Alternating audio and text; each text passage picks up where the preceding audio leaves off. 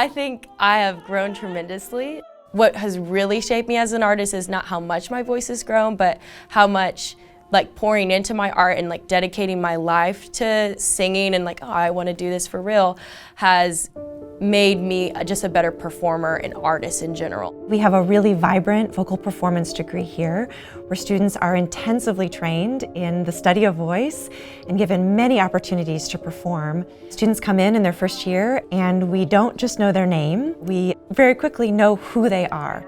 We help them find the sound that God gave them naturally. And we help them through technical training, through physical work, through breath work, through resonance work. We help them develop the skills and give them the tools to become professionals in the field and to follow their dreams. The sense of community that we have here. We have amazing undergrads who you're challenged by and you're inspired by, and we all support each other, which is kind of crazy to me how supportive we can be of each other. It opened me up to limitless opportunities to grow and learn.